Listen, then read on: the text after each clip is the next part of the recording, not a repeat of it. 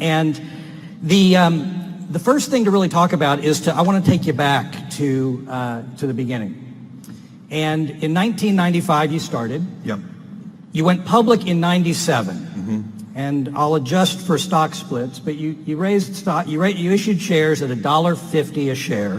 That's right. In 1988, your revenue was $600 million, and you lost $125 million, but your stock had gone to $55 a share.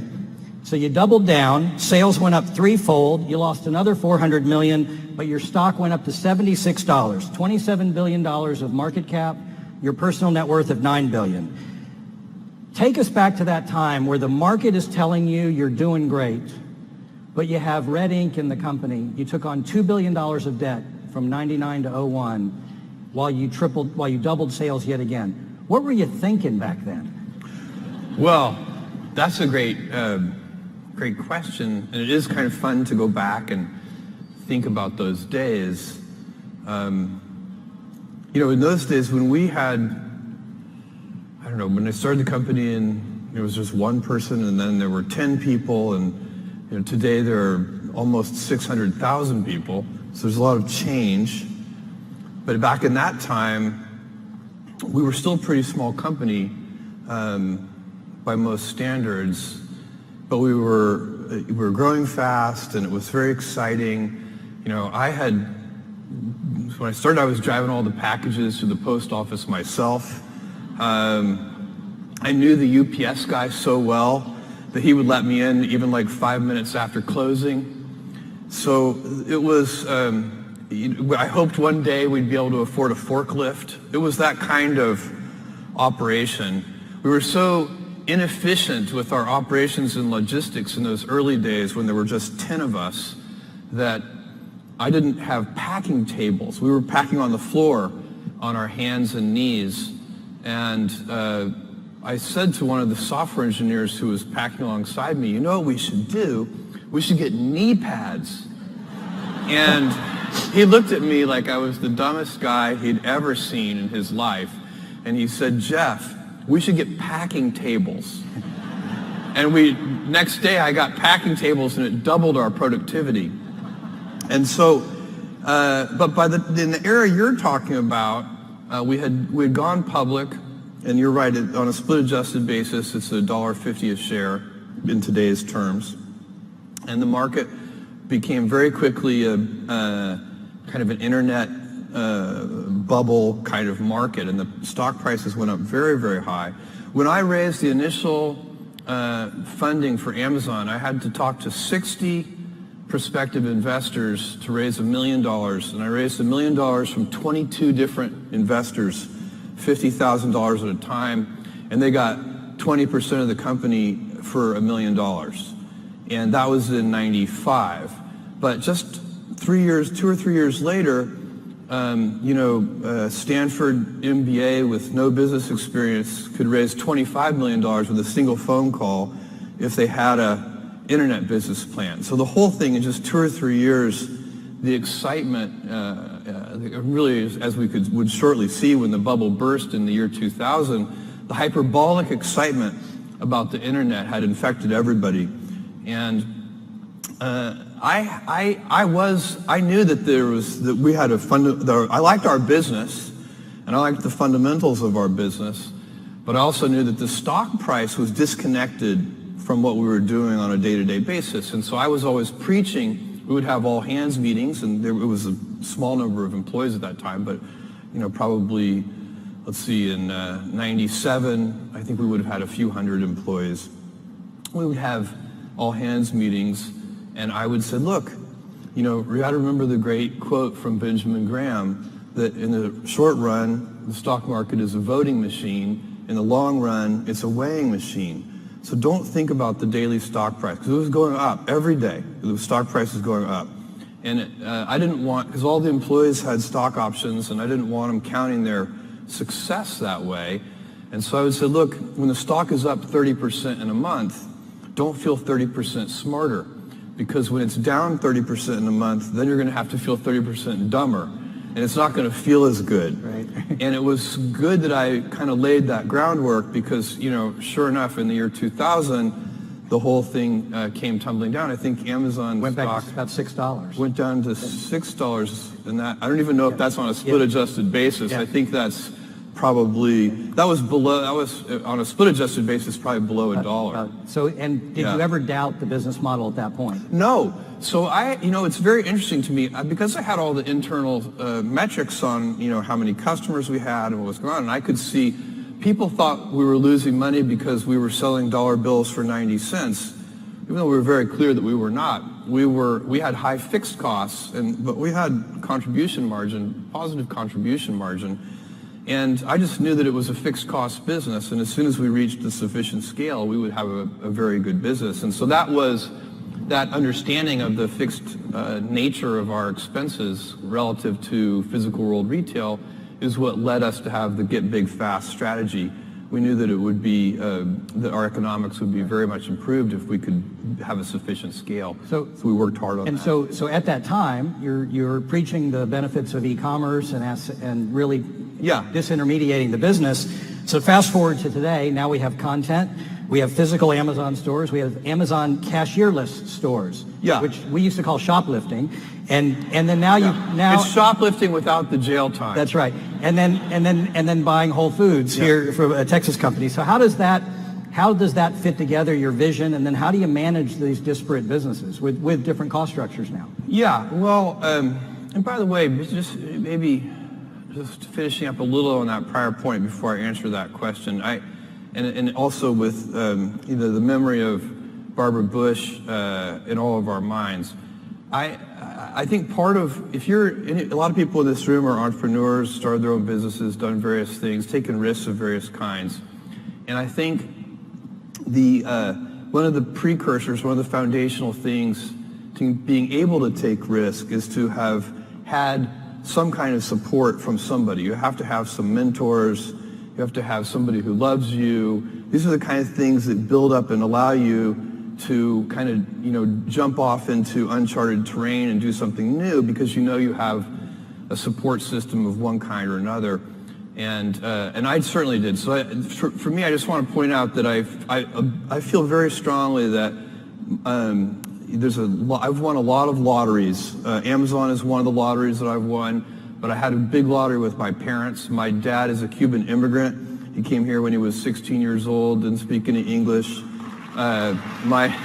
He's a great guy, and my mother had me when she was 17 years old. So she was a pregnant 16-year-old in Albuquerque, New Mexico, in high school, which was not cool.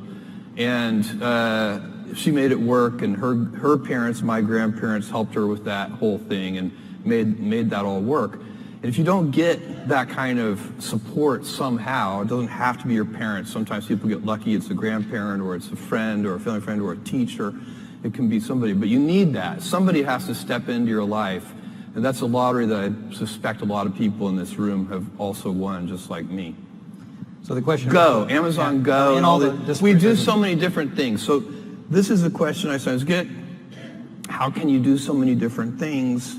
Why don't you stick to the knitting? The kind of traditional advice would be to stay focused and keep the business simple. And the way I think about this is we actually do stick to one thing. It's just not described. It's not the business itself. We do web services, which is big enterprises buying compute services from us, and we have our retail business, and we have Amazon Studios, which is making original content, Amazon Go, the things you listed. So, but the cultural thread that runs through all these things is the same. We only have a few principles at Amazon, kind of core values that we go back to over and over again. And if you looked at each of the things that we do, you would see those run straight through everything. So the first one, and by far the most important one, is customer obsession. And we talk about it as customer obsession as opposed to competitor obsession. And I have seen over and over again companies talk about that they're customer focused, but really when I pay close attention to them, I believe they are competitor focused. And that's just a completely different mentality. By the way, competitor focus can work, but I don't think it works in the long run as well as customer focused. For one thing, once you're the leader, if your whole culture is competitor obsessed, it's kind of hard to stay energized and motivated if you're out in front. Whereas customers are always unsatisfied, they're always discontent, they always want more. And so no matter how far you get out there in front of your competitors, you're still behind your customers. So they're always pulling you along. So customer obsession is a deep principle that underlies everything we do. Another one is eagerness to invent. So we love to pioneer. And when we have done, by the way, whenever we have tried to do something in a kind of Me Too fashion, we have failed at it. We need to have something that is differentiated, unique, something that customers are going to like, that we're kind of leading with. So that's another element that works for us. And then another one is long-term thinking. We are willing to take some time and be patient with our business initiatives, and that runs through everything. So a lot of our competitors might have 2 to 3 year kind of time frames, and we might have more of a 5 to 7 year sort of time frame. And then the last one, operational excellence. So literally, how do you have high standards around, identifying defects, fixing defects at the root, all of those kinds of things that lead to what I think also can be in a simpler way just stated as professionalism, that you want to do things right just for the sake of doing them right. So let's talk about that with another, I guess this is a corollary. Now that you have about 600,000 employees, I calculated you're adding about 250 people a day. You've mentioned that you're trying to fend off day two. Yeah. And you've said that day two is stasis, followed by irrelevance, followed by excruciatingly painful decline, followed by death. That is why it is always day one. Yeah. How's that work? Well, so day one, this is a phrase that we use at Amazon all the time. I've been using it in my first annual shareholder letter from 20 years ago. And we say it's always day one. And it needs to be day one for the reason that you just mentioned. And so the real question for me is, how do you go about maintaining a day one culture? It's great to have the scale of Amazon. We have financial resources, we have lots of brilliant people, we can accomplish great things, we have global scope, we have operations all over the world. But the downside of that is that you can lose your nimbleness, you can lose your entrepreneurial spirit, you can lose that kind of heart that small companies often have.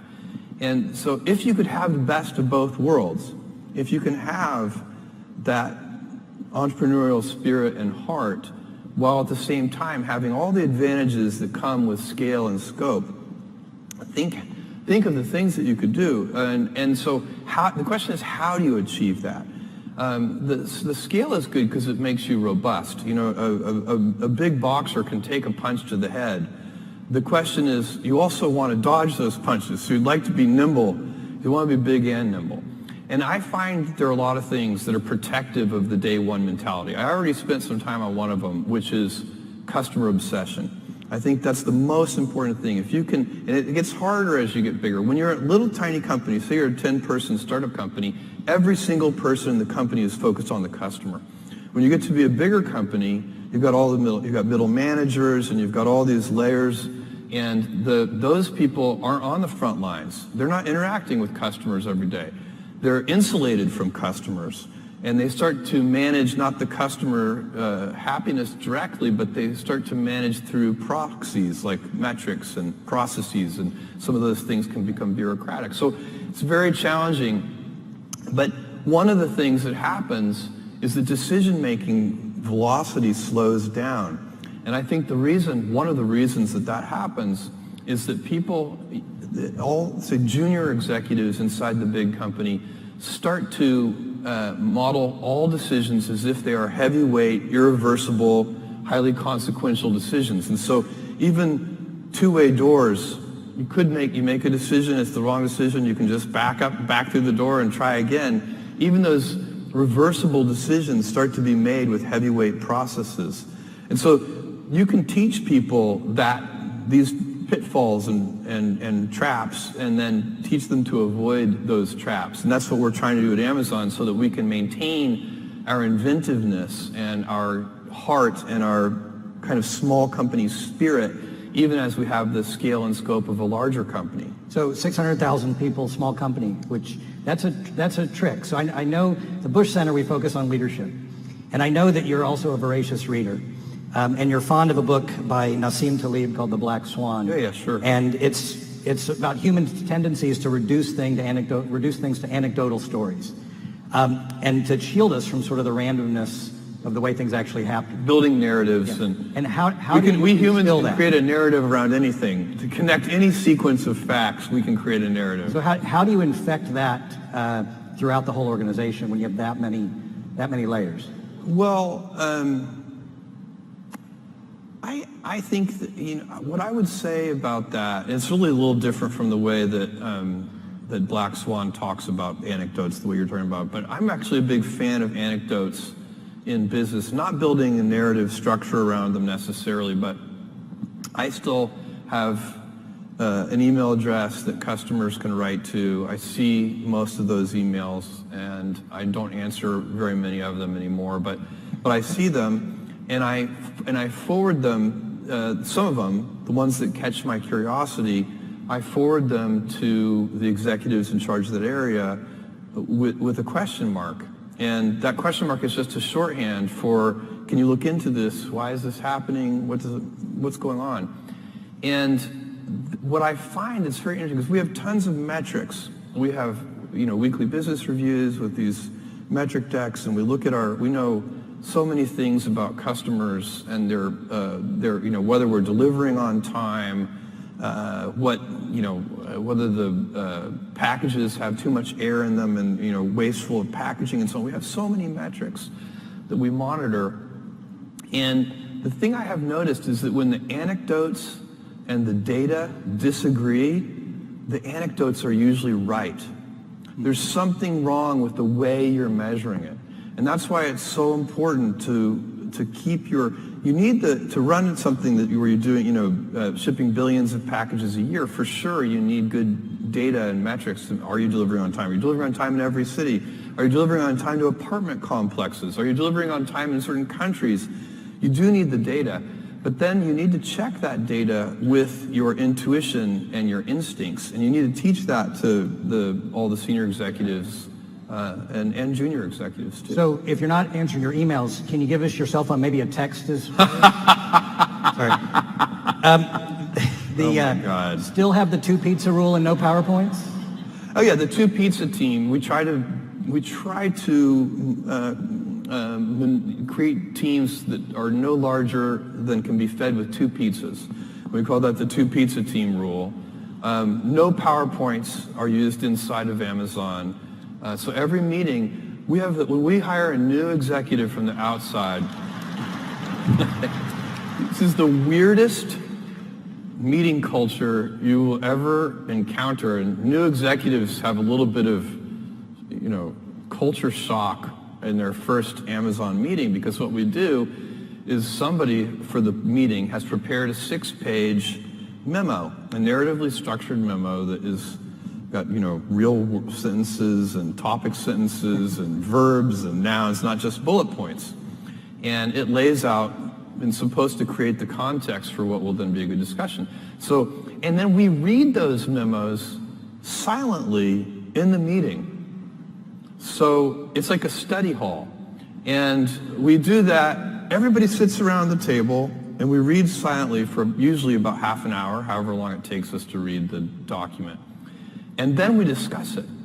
And it's so much better than the typical PowerPoint presentation for so many reasons. I could talk about this for all of our time. Nobody's eating the pizza at that point because they're sitting around. No pizza usually at that point. One author said that takes you back to River Oaks Elementary School in Houston, where they started with a silent reading exercise. I never made that connection, but you never know where things come from. I did have a great experience there. Yeah. So, but I definitely recommend the memo over the PowerPoint. And the reason we read them in the room, by the way, is because just like, high school kids, executives will bluff their way through the meeting as if they've read the memo. Because we're busy And so you got to actually carve out the time for the memo to get read. And that's what the first half hour of the meeting is for. And then everybody's actually read the memo. They're not just pretending to have read the memo. That's pretty effective. How has your leadership style changed over the years? It's changed a lot, mostly just because it's had to. You know, the company has changed so much. And I can't, you know, when the company is 10 people or 100 people, I can be involved in every decision, not just, you know, not just the objectives, like what are we going to do, but even the methods, how are we going to do it? And as the company gets bigger, you know, the CEO or the founder or whoever it is leading the company cannot be involved in all of those decisions. They certainly cannot be involved in the methods of how things are going to get done. So you do have to change your leadership approach as the company scales. But the principles of the company have not changed. In fact, I probably spend more of my time now on culture and trying to set high standards for things like customer obsession and inventiveness and things like that. So for me, I'm kind of a teacher now, so it's changed quite a bit, and I have this great luxury. I love my job. I tap dance into work. I just got back from an amazing vacation in Norway. I got to go dog sledding and go to a wolf preserve and all this really cool stuff. But I couldn't wait to get back to work because it's so fun. And one of the reasons it's fun for me is I get to work in the future. So my job, I have very limited kind of day-to-day operational needs. You know, I've constructed my job so that I don't have to be pulled into the present. I can stay 2 or 3 years in the future. And actually, I'm always advising my senior team, the people who report to me, that they should organize themselves in the same way. We're big enough now that they need to be able to look around corners. They can't be, if something pulls me into the present, it's because something has gone wrong. You know, and we need to, you know, kind of figure it's a firefighting exercise. And that's not how you should be running a business of this scale. So it's changed a lot. Okay, so following up with that, you were quoted as saying, I believe you have to be willing to be misunderstood if you're going to innovate. So how are you misunderstood? If you're going to do anything new or innovative, you have to be willing to be misunderstood. And if you can't tolerate that, then for God's sake, don't do anything new or innovative.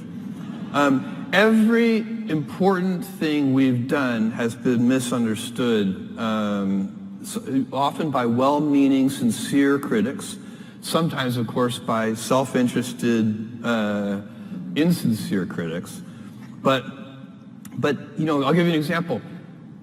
1,000 years ago, we started this thing called customer reviews, and we let customers review books. We only sold books at that time, and customers could come in and rate a book between 1 and 5 stars, and they could write a text-based review. You guys are very familiar with this. It's now a very normal thing.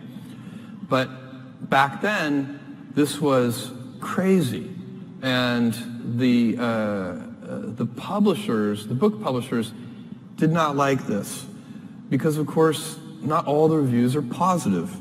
And I got a letter from one publisher that said, I have a good idea for you. Why don't you just publish the positive customer reviews? And I thought about this, and the argument he was making to me is that our sales would go up if we just published the positive customer reviews. And I thought about this, and I thought, I don't actually believe that, because I don't think we make money when we sell something. We make money when we help someone make a purchase decision.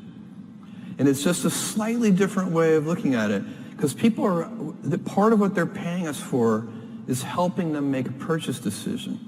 And if you think about it that way, then you want the negative reviews too. And of course, it has been extremely helpful for people to have negative customer reviews.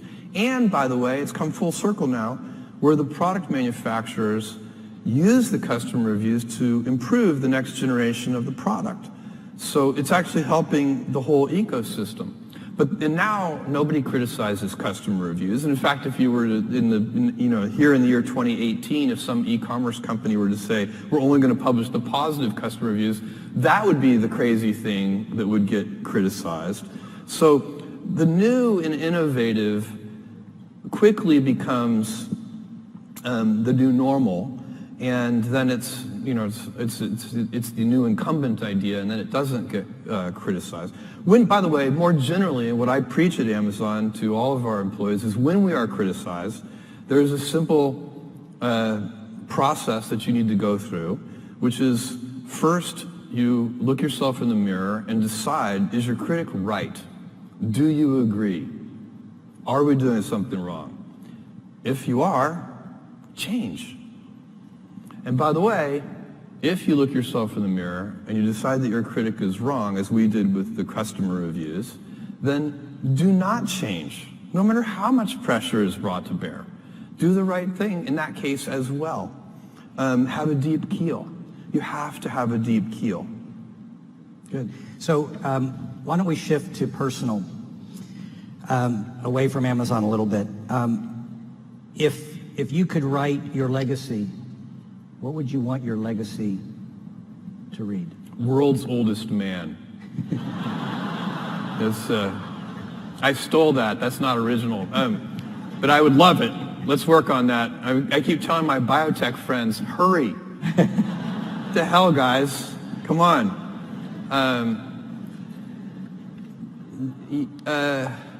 I don't know. I'm probably, if you think long term, and I can talk about this at great length, but long term, if you take a really long run view, many decades, maybe even a couple of hundred years, I think the most important work that I'm doing, and I get increasing conviction on this with every passing year, is the work I'm doing at Blue Origin on space travel. Okay. Well, why don't we talk about that? Okay. Because I think from a vision standpoint, I think people should appreciate the horizon that you have. So let's talk about your I'll call it your near-term objectives. Well, let's say 75 years, and then your long-term objectives 100 to 300 years from now. Well, so first of all, you don't choose your passions choose you. And all of us are gifted with certain passions, and the people who are lucky are the ones who get to follow those things. And I always advise our young employees, I meet with interns and so on, you can have, and my kids too, you can have a job, or you can have a career, or you can have a calling. And if you can somehow figure out how to have a calling, you have hit the jackpot, because that's the big deal. And most people don't ever get there. You're very lucky if you have a career. A lot of people end up with a job. And so, for me, I have been interested in rockets, space travel, propulsion since I was a 5-year-old boy. And I have spent a tremendous amount of time thinking about it. So it's not like I really have a choice to follow this passion. It has captured me. But I think it's very important that we go out into space as a civilization. And the reason is not the one that I think is very common. There are many reasons that are given. One of the reasons that is out there, and it's a very old idea, one of the people who first articulated it very well was Arthur C. Clarke. He said, all civilizations become spacefaring or extinct. And that even may be technically true in a long run, kind of long enough horizon. But that idea is it has kind of come to be that we've got all our eggs in one basket, and we need a plan B. If we had a civilization elsewhere on another planet, somewhere in the solar system, then when Earth gets destroyed, humanity will still be fine. I find this particular argument incredibly unmotivating. We have now sent robotic probes to every planet in this solar system. Believe me, this is the best one. It is not close. My friends who want to move to Mars, I say, I have an idea for you. Why don't you first, for a year, move to the top of Mount Everest, because the top of Mount Everest is a garden paradise compared to Mars. And so it's this planet is a gem.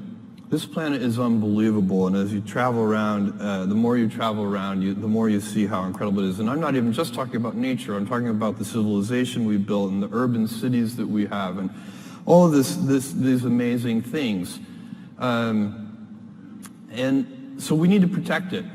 Now, and I'm not even talking about protecting it from asteroids or nuclear holocaust or anything, although all those things are probably important and valid.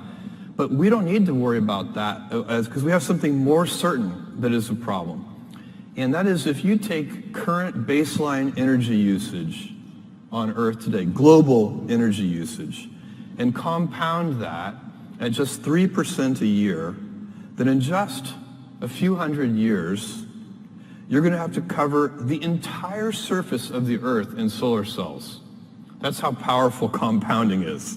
So, and by the way, we have been growing energy usage at a few percent a year for a long time. So, our civilization has a lot of advantages because we increase our energy usage. The human body, in a state of nature, if you are just an animal in the state of nature, your body, your metabolic rate, uses about 100 watts of power. But a modern person living in a developed country, you actually use your all-in civilizational per capita metabolic rate is 11,000 watts. We use a lot of energy. That's about as much energy as a blue whale uses. And so we have, there are billions of us, and most of us aren't even really living in the kind of lifestyle of a developed country yet, but they will be very soon, and we hope they will be. We want them to. And so you're going to face a choice, and you won't face this choice, and I won't face this choice, but your grandchildren's grandchildren will face this choice. Do you want to live in a world of stasis, or do you want to have 1 trillion humans living in the solar system? Because the solar system is big. Earth is small. We capture Earth's surface is so small, it captures a tiny, tiny fraction of the solar output. So once you go out into space, you have, for practical purposes, once again, unlimited resources. And the solar system can easily support 1 trillion humans. If you had 1 trillion humans, then you'd have 1,000 Mozarts and 1,000 Einsteins and so on and so on. That would be a dynamic, incredible civilization in which you would want your grandchildren's grandchildren to live in. I think ultimately Earth becomes zoned, residential and light industrial. And, we'll have universities here and beautiful parks and houses, but we won't have big factories here. All of that will be much better done in space, where we have access to much higher quality resources. And so that's going to take that's a multi-100-year vision.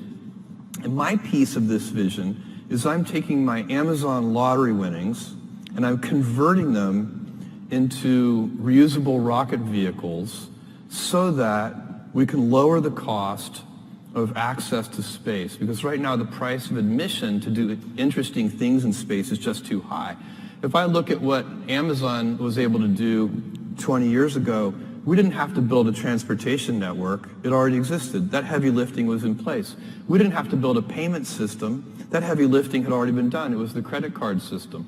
We didn't have to put a computer at every desk. That had already been done too, mostly for playing games, by the way, and so on. So all the pieces of heavy lifting were already in place 20 years ago, and that's why, with $1 million, I could start this company. Today, and then there are even better examples on the internet over the last 20 years. Facebook started in a dorm room. I guarantee you 2 kids cannot build a giant space company in their dorm room. It's impossible. But I want to create the heavy lifting infrastructure, kind of do the hard part, so that the future generation, 2 kids in a dorm room, will be able to create a giant space company. So that's the goal. And then, thank you, you're not going to... you're not going to achieve the vision that I just laid out of 1 trillion humans living in space and having this dynamic world without a big industry made up of thousands of companies. But it has to start with making the vehicles much more productive. And right now, you use a rocket once and you throw it away, and that is just a very expensive way to do business. So can I talk then about another element to get you to discuss your vision? This may not be germane to the work you're doing, but you are one of the great thinkers. Artificial intelligence. Yeah. Pros and cons. We've heard people talk about the great benefits. We've heard about disrupting and changing and leaving us all in a jobless society. We've heard autonomous weapons are a disaster. Yeah. Where do you fall on your vision of where artificial intelligence is going to go, and also some of the more cautionary, and also some of the benefits? Well, you mentioned a few things there. Each of those is worth visiting because they're different. I think autonomous weapons are extremely scary.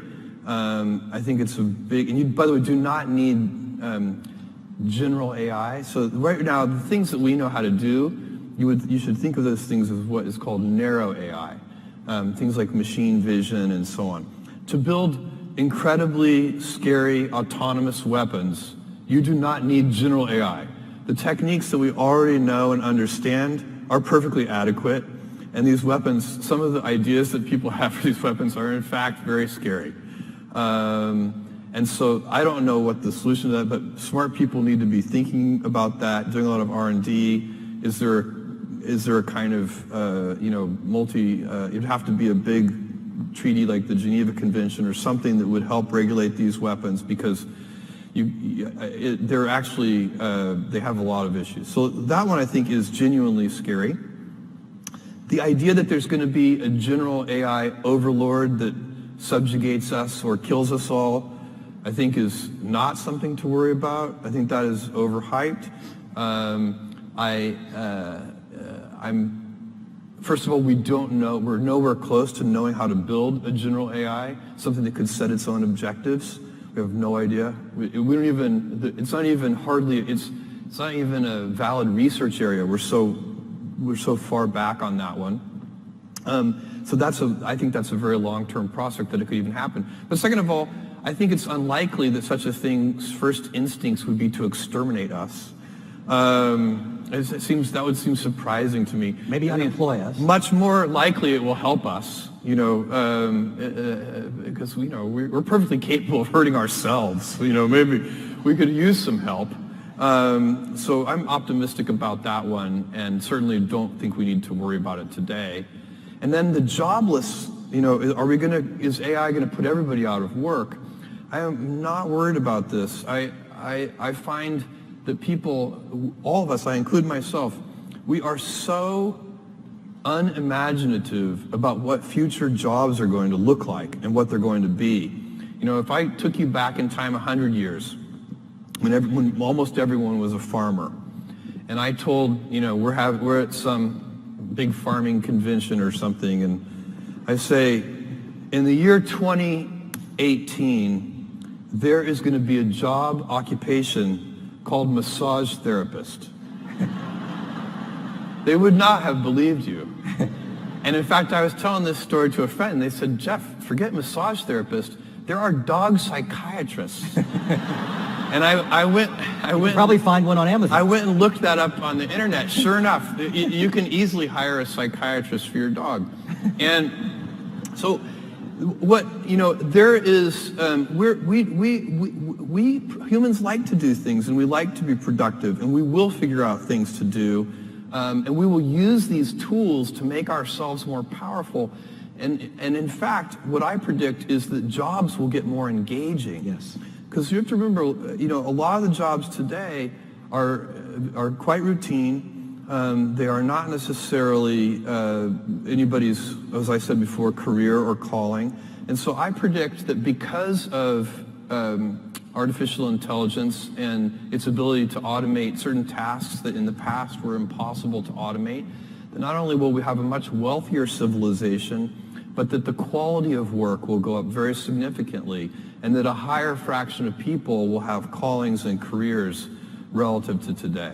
So can I bring you back down to the present a little bit, and then I'd be remiss if I didn't use some of our time on your personal purchase of the Washington Post. Yeah. So you buy the Washington Post a few years ago. Is it going the way you thought it would go? Much better, much faster. So the Post is profitable today. So I bought the Post in 2013. The Post was still a fantastic institution at that time, but it was in great financial difficulty. It's a fixed cost business, as almost all publishing is. And their revenues over about 6 years, from sort of 2007, 2008 to 2013, had been cut in half, from $1 billion a year to $500 million a year. And that, in a fixed cost business, puts a tremendous amount of pressure on the business. They had needed to reduce the size of the newsroom, lay off reporters, and it was very difficult. And Don Graham, whose family had owned the paper for a long period of time, he contacted me through an intermediary, actually. We'd known each other probably for almost 20 years, actually. And I was very surprised, but he said that he was interested in selling the paper. And he wanted to, I said, look, I'm not the right buyer, Don, because I don't know anything about the newspaper business. And he said, we don't need any of that. We've got lots of people who understand the newspaper business. We need somebody who understands the internet better. And this was a great act of love of Don's, because the paper had been their family for a long time, and he cared more about the paper than he cared about his ownership of it.